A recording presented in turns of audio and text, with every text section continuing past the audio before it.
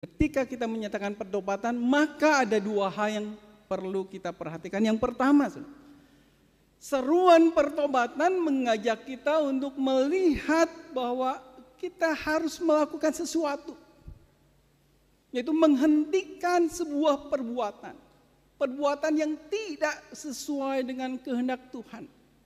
Yang pertama, ketika kata seruan tobat, maka ingatlah, hentikanlah perbuatan yang tidak sesuai dengan kehendak Tuhan. Yang kedua, berbaliklah. Ya, berbalik sesuai dengan tema kita. Berbaliklah dari kesesatan kepada ketaatan, dari yang salah kepada yang benar. Itu pertobatan. Mengapa pertobatan dengan definisi seperti itu yang kita coba lihat? Karena sebelum bertobat manusia berdosa, gitu ya. Dosa itu sendiri dalam bahasa Yunani artinya ini. Nanti saya kasih tahu. Saya membawa sesuatu. Salah. Oke, Pak masuk ke area kuning, kasih tepuk tangan buat Jos. Ini Jos, kita ngobrol berdua. Apa namanya? Bentangkan ya. Jos bentangkan busurnya. Anak panahnya diluncurkan. 1, 2, 3 tidak sesuai dengan targetnya. Nah, itu meleset. Gitu ya. Itu dosa. Hamartia itu seperti itu, meleset dari tujuannya. Yang keempat, langsung tembus ke warna kuning sesuai dengan arahan saya. Jos, tembak yang warna kuning, cas, itu masuk ya. Tapi ketika anak panahnya masuk ke area merah dan biru, itu meleset, tidak sesuai dengan targetnya. Itu hamartia. Dosa itu berarti meleset, tidak sesuai dengan kehendak Tuhan. Terima kasih ya Jos. Yang pertama, mengapa kita selalu diingatkan akan pentingnya tobat, yaitu kecenderungan kita, gitu ya, bisa atau mudah salah, baik yang disengaja maupun tidak disengaja. Siapa yang merasa punya kecenderungan ini? Setuju enggak kalau saya katakan kita sebagai manusia punya kecenderungan mudah salah, baik itu disengaja atau tidak disengaja. Ayo, setuju enggak? Ataukah saya selalu benar? Saya enggak pernah salah.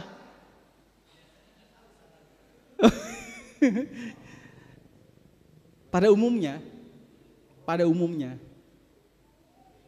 kita punya kecenderungan ini. Saya bisa salah. Saya mudah salah. Baik itu disengaja ataupun tidak disengaja. Mengapa kita harus diingatkan untuk tobat? Maka yang kedua, kita memiliki kecenderungan bahwa kita tidak ingin disalahkan